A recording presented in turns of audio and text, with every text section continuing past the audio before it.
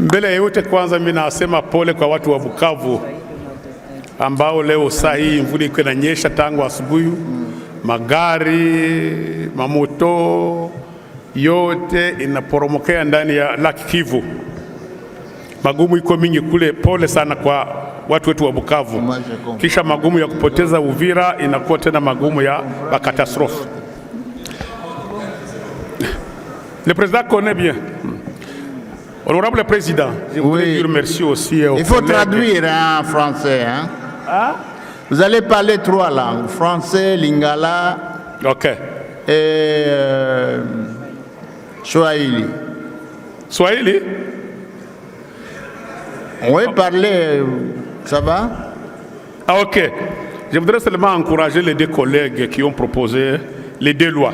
À ce qui concerne l'amende de 20 000, vous les ramenez à 10 000 $, ce qui représente 23 millions de francs.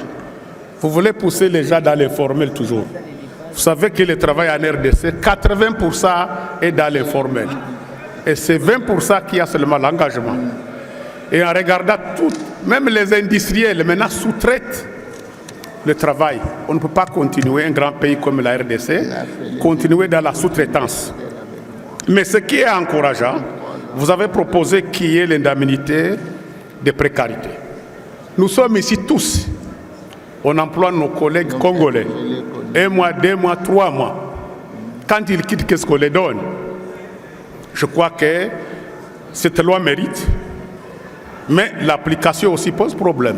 Qui va l'appliquer?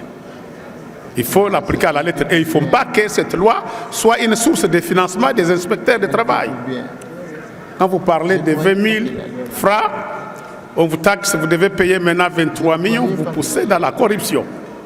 Je crois que, à ce qui concerne aussi le travail le jour, il faut bien déterminer, est-ce que pendant 3 mois, 4 mois, 1 mois, la personne est considérée engagée, ou bien on peut signer des contrats bien déterminés, mais pendant ce temps-là, à la fin de ces contrats de 3 mois, 6 mois, 1 année, on peut payer cette prime de précarité.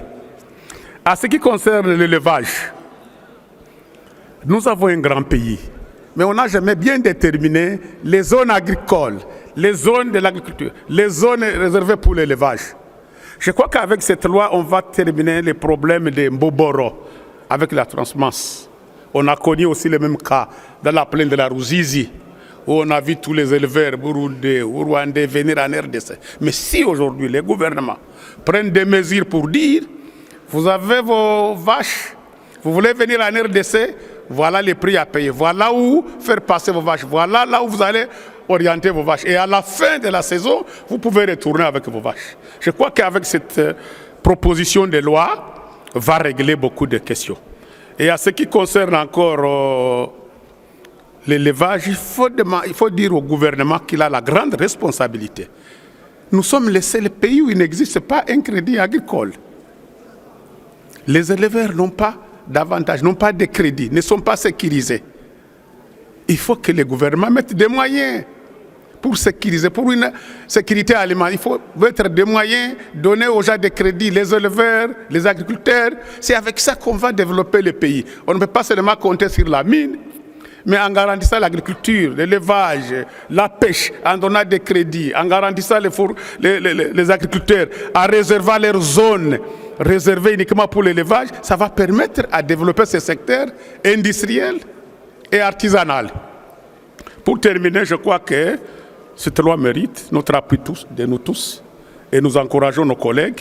Et dans la commission, je crois qu'on va voir quelques éléments à corriger, et surtout pour la pénalité et pour bien déterminer le travail limité. Tout le monde emploie les gens. Vous construisez une maison pendant 6 mois, 2 mois. Vous engagez quelqu'un. À la fin de ces travaux, qu'est-ce qu'il faut faire? Nous sommes tout à fait d'accord qu'il y ait cette prime, le salaire d'indemnité. Nous encourageons cela et nous disons merci. Tena asante bwana Président, kwa siku ya leo Kiswahili ilikuwa mingi kwako, tunafurahi. Asante.